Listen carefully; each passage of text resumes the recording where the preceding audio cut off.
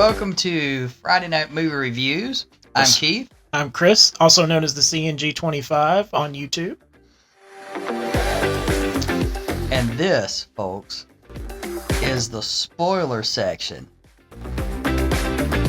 for Deadpool and Wolverine.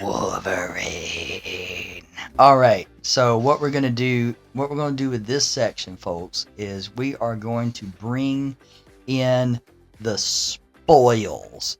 I mean, some like stanky, rotten spoils. I hope you wore your brand pants because you're going to need those brown pants. There you go.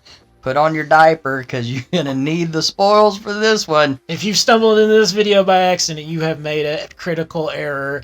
You better turn it off now because Turn it off if you don't want any spoilers, because we are going to really stanky spoil it. I'm talking like sweaty gym socks that have been sitting in the locker for over a year and nobody knew it until they got in it the next year. Batman's suit after a long, hard day. It really seals in the flavor. There you go. Yeah, that kind of spoil. Rotten eggs kind of stuff. Rotten stanky meat kind of stuff. That's what I'm talking about. So, this movie had so many Easter eggs all throughout it that you can't see them all in one go. You're going to have to see this movie several times in order to see everything that's in it. And you probably still won't notice everything unless you're like a big-time Marvel Cinematic Universe dork or a comic book nerd. And I say those things very lovingly. Oh, absolutely. Very lovingly. So let's get to it. Chris, why don't you get us started with some of these things? All right, it was hard during our regular review not to spoil this movie, because it's hard not to talk about this movie without talking about the spoilers. So I found it very difficult to do. Now, right. I will say that this one, just like the first two films, opens with a wonderful pop music song as he murders a whole lot of people. And this time he picked an excellent choice, just like he did with the first two films. He picked NSYNC's Bye Bye Bye. Immediately when I heard it, the young middle schooler, high schooler, when this song came out, I was jamming in my seat as he was murdering the TVA agents left and right with the desecrated adamantium skeleton of Logan. Right. Building up to this movie, they had talked about, we're not going to desecrate the Logan movie. And what do they do in the opening scene? He digs up his bones and uses them as weapons. Like, that was incredible. Like, great opening scene. I had to keep... my sister hasn't seen the film yet. And I had to keep from telling her so badly just the intro song. I said, you're going to love the song when you see it, and she'll be singing it soon. And I know immediately when she does, for people around our age, will go nuts for this particular song, because it was highly popular. And actually, people may remember this song was actually featured in the first X-Men movie. Wolverine turned on the radio in Cyclops' car, and this song was playing. So that actually was an Easter egg too. So right. So I thought that was a very nice touch. Excellent song, great dance moves. I don't think that was probably Ryan Reynolds doing the dancing in that outfit. They probably hired somebody to do that. I don't know. Maybe they did. Just when you watch that opening scene, just see how many innuendos you can find just in that one scene. I bet you can't count them on two hands. I bet you have to use your toes too, because there is so much innuendo all throughout this movie, and it starts in the very beginning scene. So count it. Yeah. Just in the beginning scene. He does not let up the entire film. And, that's what Deadpool does. He makes you uncomfortable with the innuendo. Right. And he brings it. And sometimes it's situational innuendo, too. I really felt like the claws, when he had them on, he was stabbed the one dude in the groin, one guy in the bottom.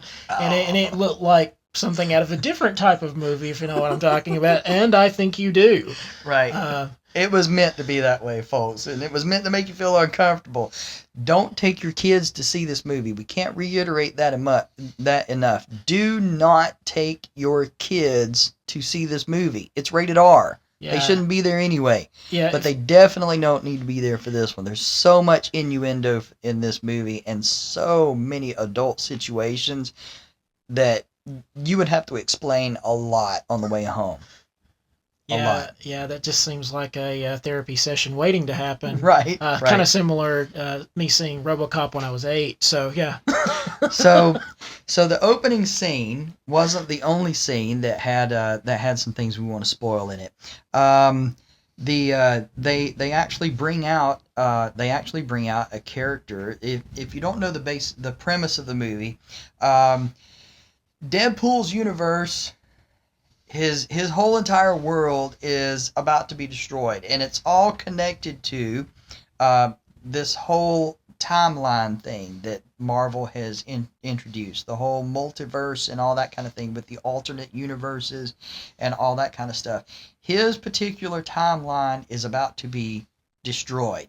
So everything he knows and everything he loves is about to be destroyed. And that's the reason why he needs Wolverine, is to help him save his timeline. Now they bring in this character called Paradox. He's a TVA agent, just like you saw the TVA in Loki season 1 and 2. He works for that organization. And he has this secret machine that can the Time Ripper. Yeah, the Time Ripper. And exactly what is it he's going to be doing with the Time Ripper? Basically, he's pruning universes that are dying or are set to die. And it all has to do with the fact that the whole reason their universe is dying is because Logan died in the film Logan, and he was the linchpin character for their universe. And if you think about it, Wolverine was the linchpin for the Fox universe as we know it. All those films, Daredevil and all of them. Without him there, now their universe is dying. And so this guy has taken upon himself, Paradox is what I'm talking about, and he's going to end the universe before it has a chance to fully die on its own. So Deadpool gets the bright idea, I'll just get a different Wolverine from a different universe to replace him, as if that'll work. Right. And so he goes searching through the universes and comes across some really extremely funny circumstances while he's looking for Wolverine. He comes across these very, very funny versions of Wolverine. One of them being as tall as like an 8-year-old child. He stands about this tall. The comic accurate height Wolverine, and it actually is Hugh Jackman, and they scaled him down to the actual size that Wolverine is in the comics. He looks like a rabid hobbit. and it's proof that not everything needs to be 100% accurate to the comics.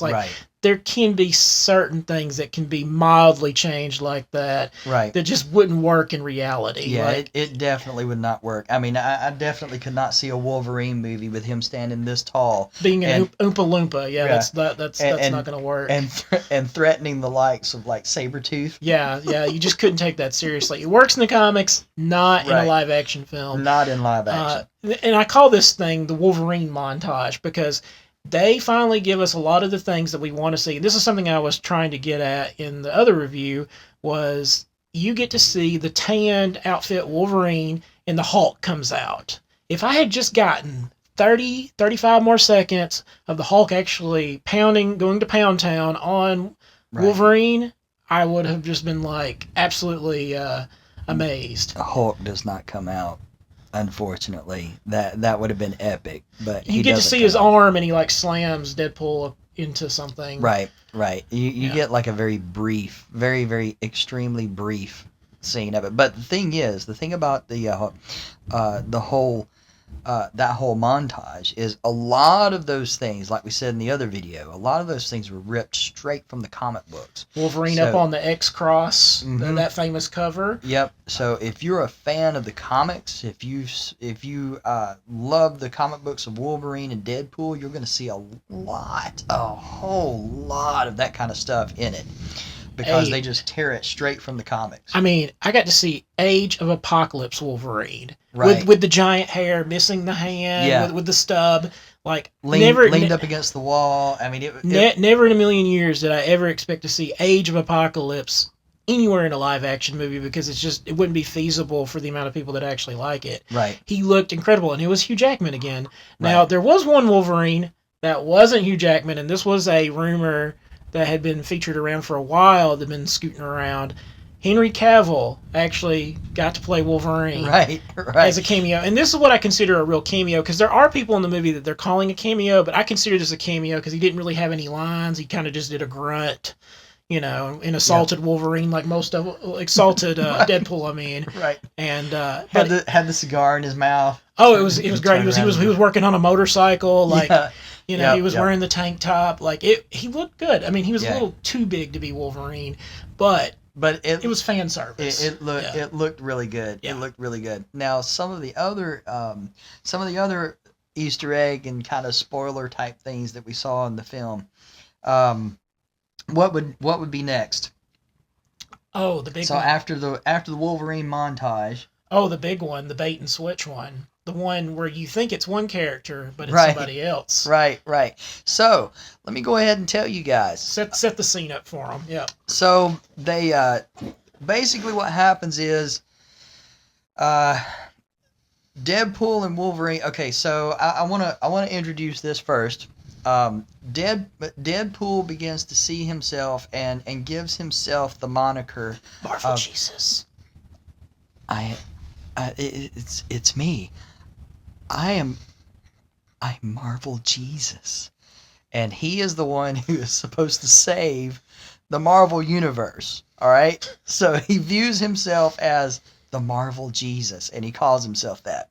So Deadpool and Wolverine end up going into the timeline, and they get caught in this thing called the Void.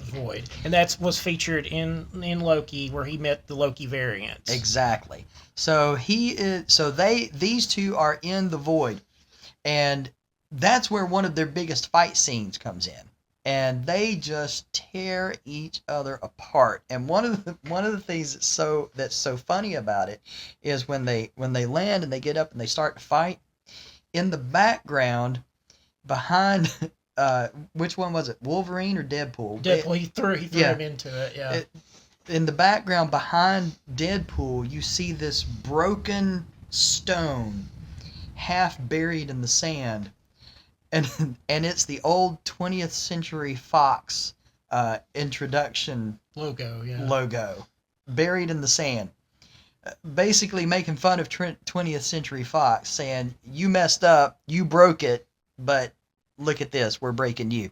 So there was that in the background, and it was prominent in that scene a few times. They made sure they showed it a few times. But if you remember the scene right before that, Deadpool actually said, F Fox, I'm going to Disneyland, and he headbutted the camera. He told Fox to do something, and then he said he was going to Disneyland, and he headbutted the screen, cracked the camera, and that's when they went into the Void, and he got Wolverine, and they were put into the Void together. Yeah, they were pruned. And that was all part of it. Now, they had a big fight scene, and in this fight scene, there's this. They suddenly notice that there are these vehicles coming towards them, like Mad Max type. It has a very Mad Max kind of feel. In fact, Deadpool even mentions it. Is this Mad Max? So,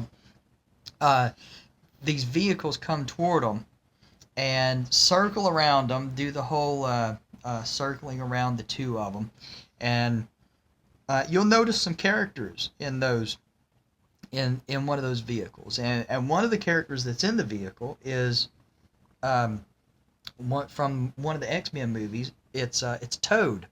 Yep, Toad. Sabretooth from the first one. Toad was also from the first one. Right.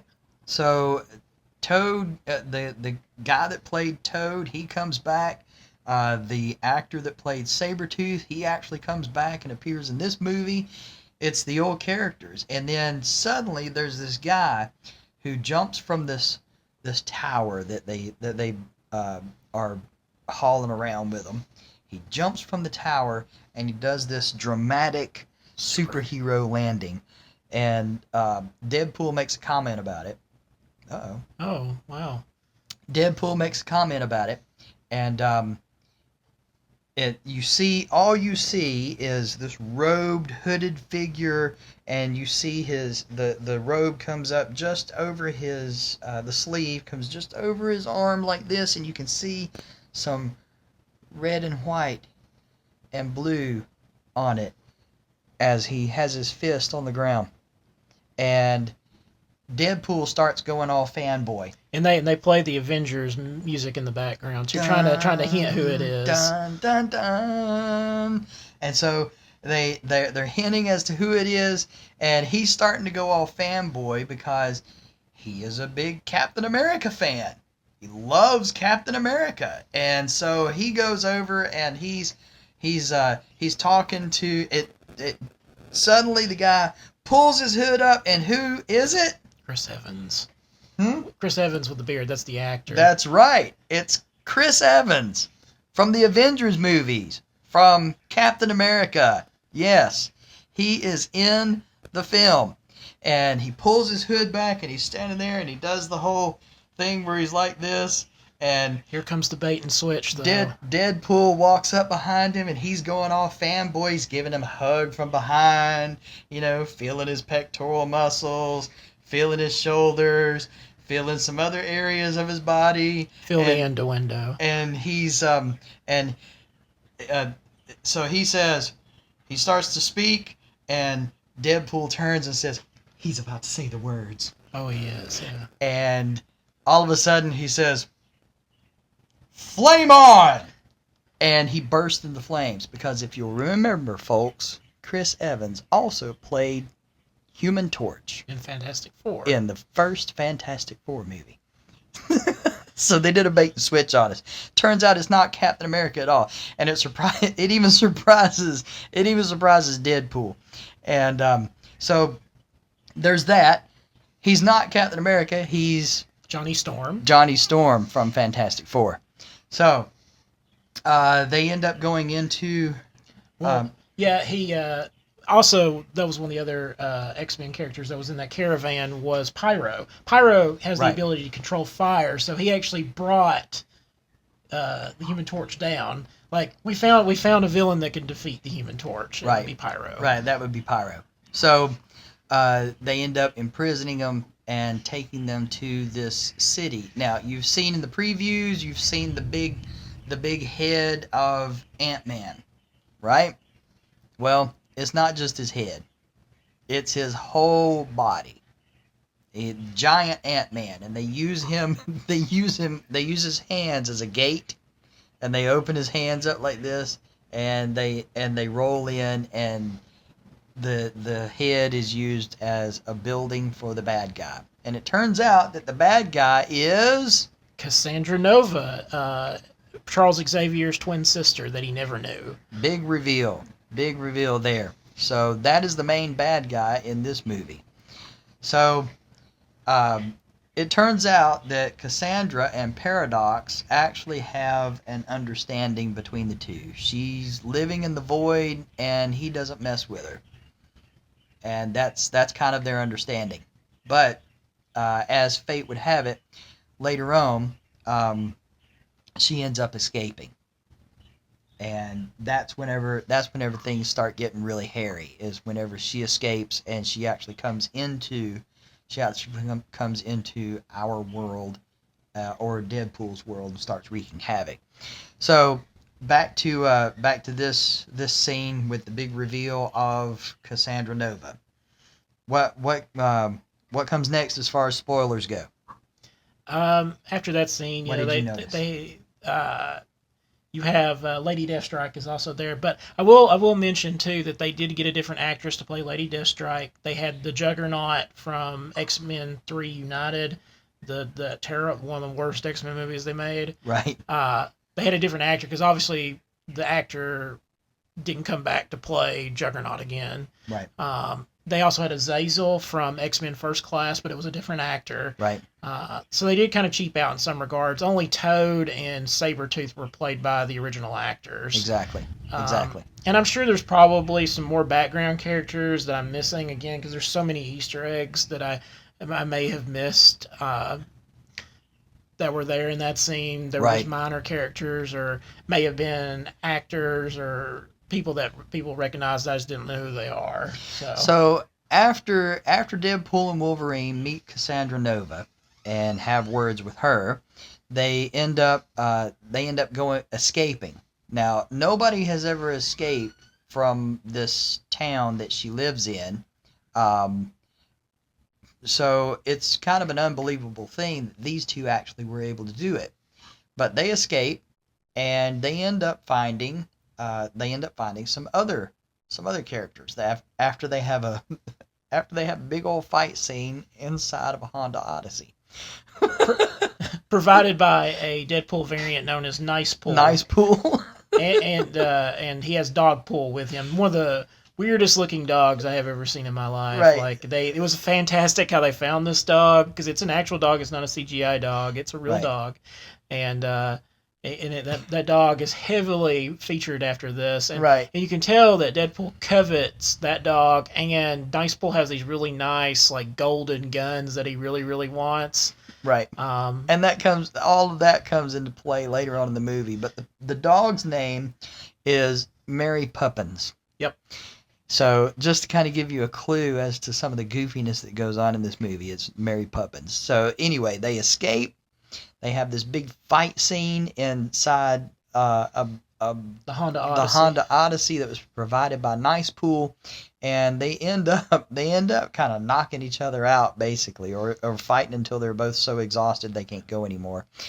And what ends up happening is the Honda Odyssey drives off. Yes, they show boots and they show somebody taking the Odyssey with them in the back, and then they wake up somewhere they not know where they're at. Yeah. And they end up walking into this building, and they meet several characters in this building. Now, these characters, big spoiler. Here we go. Big spoiler here. These characters. First walks in Elektra. From the Daredevil and her spin-off movie. Played by Jennifer Garner. Right. And she looks just the same as she did then. Like it just hasn't aged a day, basically. Right. So Elektra appears in the movie. And then next walks in Blade.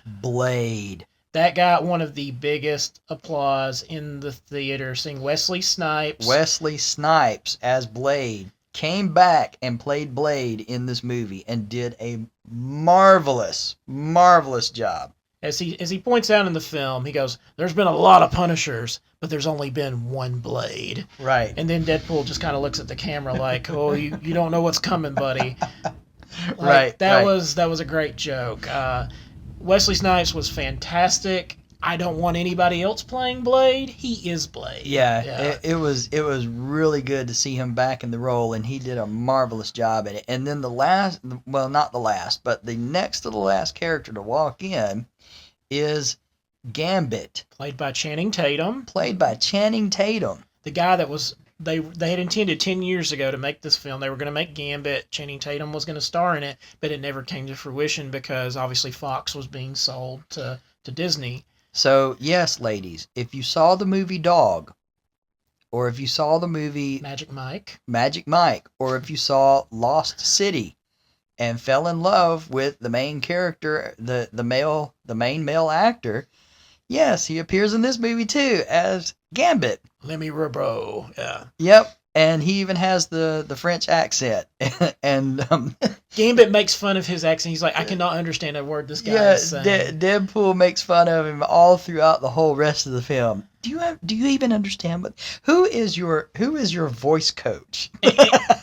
and clearly the joke is you can understand every word that he says. He is using a comically bad Cajun accent in the film, but Right. that was on purpose. Right. But I will say that his costume is 100% screen accurate. Like I could not believe how good it looked. He has the staff, he has the cards. The CGI was a million times better than the Gambit that we saw in X-Men Origins Wolverine. Right. Oh, that was so bad. He has the brown trench coat. He wears the spandex tights that come up around his head The and metal around boots that come up above the knees. and around his face.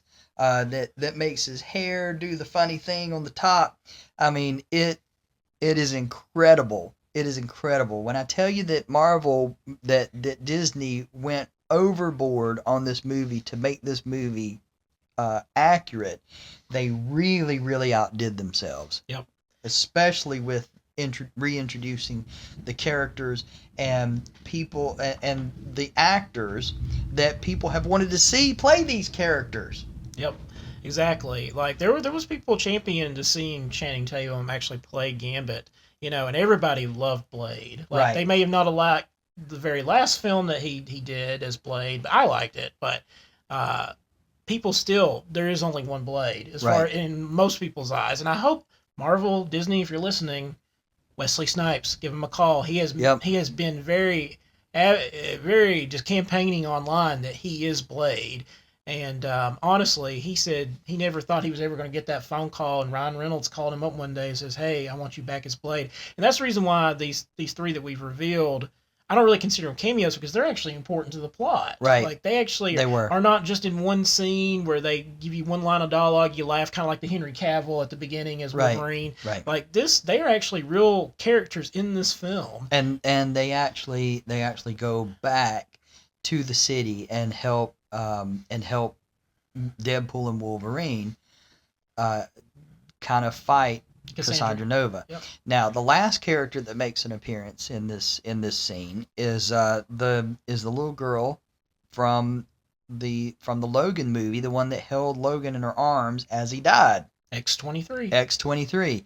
They brought the same girl back. Now she's a lot older, of course. I mean, she's not still the age that she was when the movie was made. That was several years ago. So she's a lot older, but the premise is she's been trapped in the void this whole entire time. So you have Elektra, Blade, Gambit, X-23 that have all been trapped in this void area for this whole entire time. And now Deadpool and Wolverine are there, and they are all going to go back and wreak havoc on Cassandra Nova. And they do a very good job at it. Oh, absolutely. They do not let you down. Everybody gets something to do in one of the second to final fight scene, because the final fight scene is just, Deadpool, Wolverine. We're about to get to that. Right. But they successfully help them with Cassandra Nova, and she sends them back out of the void because she has the ability to. She sends them back to the Fox universe where they were from. Right. Well, where Deadpool's from, but Wolverine's obviously a variant. He's not the one from the Fox universe. But they bring them back to the Fox universe to stop Paradox. So, when they get back to stop Paradox, they think they have, but all of a sudden Cassandra Nova comes in, and then they have to part of that whole final part of it before they actually confront Cassandra Nova right there at the end is she opens this portal, Doctor Strange style, with the whole with the sling ring, because she reveals to them there was a man who was trapped here, and he had this mysterious ring, and she made this circle, and it was the sparkler, the sparkle circle, and so they all went through it, and so did all of the Deadpool variants. Yep, or as they're called, the Deadpool Corps. Right. And this is where you get cameos without realizing they're cameos because they're masked Deadpools. You don't get to see who's under them. Right. And oh boy, there's a whole bunch of nuggets. Now, I sent Keith a text earlier about some of them, but there's some that haven't even been identified yet. Just to go over quickly some of the ones that people know about, like Lady Deadpool is obviously Ryan Reynolds' wife, Blake Lively. there's a cowboy Deadpool, and it's shown in the trailers with the studs on his boots and everything. The cowboy Deadpool is actually Matthew McConaughey, Right. believe it or not. Right. They went all out for that. And then Ryan Reynolds' own actual children, his oldest daughter plays Kidpool and actually flips him the bird. Right. And then the baby is actually his youngest child. This is just the voice, though. I meant they used the CGI baby. Right. But Baby Pool, the coos and caws from the baby was his youngest child. It's still an infant. Right. They just recently had that child. And didn't you say Tom Holland's brother was one of the Deadpools? Was one of the random Deadpools. Yeah, I forget what his name is, but yeah, Tom Holland's brother is one of the Deadpools, and I'm sure there's many more. And in the bus that I alluded to in the other review, on the side it says Stan Lee Steamer, or like on the side of the bus. So they stuck Stan Lee's name in there Right. as a tribute to him. I thought that, and I had totally missed that. I missed it as well. They showed it online. I'm like, oh man, I was so focused on the fight Right. of them like just murdering Deadpools that I totally missed that. And then the voice of Head. And you see, those are the kinds of things I was talking about. You've got to watch it more than once. You can see this movie, but you're gonna miss the little nuggets like that, the little Easter eggs like that. You'll miss those things if you just see it once. You'll have to see it more than one time. That's the reason why I'm adding it to my Blu-ray collection. Oh, when absolutely. it comes back out. And then the floating head, Headpool, is Nathan Fillion. You'll know him from Firefly. He was the sheriff in Right. Slither. Great actor. One of my favorite actors. So I was delighted to know that Nathan Fillion played the voice of Headpool. I had no idea that was him. Right. Again, I'm going to have to go back and watch it again because I didn't realize it. I didn't It's- realize that it was Matthew McConaughey either. I didn't either. I mean, you'd think you'd recognize his voice. Yeah. But you don't.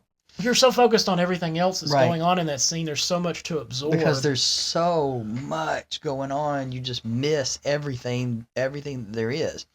So, anyway, what we alluded to last time with Nice Pool is Nice Pool actually shows up, and this is where I don't want to go into too much detail, but Deadpool ends up getting Nice Pool's dog and guns. and his guns. And I really don't want to spoil that one. No, that one's too good. Because that is such a good scene. Yeah. I just want to leave that one. I just want to leave that one for you to go and watch. But really, that's that is about all there is. I mean, of course, you have Wolverine and Deadpool who both end up basically saving the Marvel universe. Yep. And they together have to defeat. They can't do it alone. They have Right. to work together, and they beat Cassandra Nova. They beat Paradox. Right. And they were able to save their universe. And Paradox was taken into custody by the TVA at the very end because there is no more pruning of universes since the end of Loki season 2. Right. And I will say this. Like a lot of the other Marvel stuff has been not up to par. I will say, go back and watch Loki season 1 and 2. Good show. I know that could be its own separate review, but it is related to this movie because the lady B-22, I believe is her name, or B-12 or something like that. Yeah. She's one of the main actors in Loki. So if you need more context before you see this movie, watch Loki season 1 and 2. And this was the scene. This was the scene, wasn't it? When they asked, aren't you Wolverine? And he said, and he didn't really answer. And then Deadpool looked at him and he said, yes. And 20th Century Fox killed him, but Disney brought him back. That got some of the biggest laughs in the movie. And they're gonna make him play this part Until he's 90. Until he's 90. They use that joke more than once. Like he actually leans into into Wolverine one time and it goes, "Till you're 90." Yeah, yeah, like whispers it right in his ear. Till you're 90. And just the look on Hugh Jackman's face was just priceless. Like I don't know how Hugh Jackman was able to keep a straight face through a lot of that because Wolverine plays it straight through the entire movie. And he's got this dude just ad-libbing the entire time. Right. And I wouldn't be able to keep from laughing. But Right. Right. It was really good, guys, and we didn't really touch on like most of the spoilers in this thing. There's just so many of them. Yep. But like we said in the other review, go see the movie. Don't sit on this one. This one's worth your time. I can't reiterate that enough. Right. You need to see this movie. Right. And when it comes out on Blu-ray, hey, you know what? Add it to your movie collection, because you can't go wrong with this movie at all. You just can't. All right. Well, that's it. I get to do my end plugs then here. Yeah. Yeah. Remember to like, share, and subscribe. Hit that bell for the notification for when our next video drops. Leave some comments for us. Suggestion for videos. We'll take anything. Right. You know? Right. Leave us suggestions for videos. We'll review whatever you leave.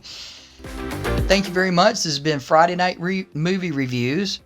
We'll see you next time.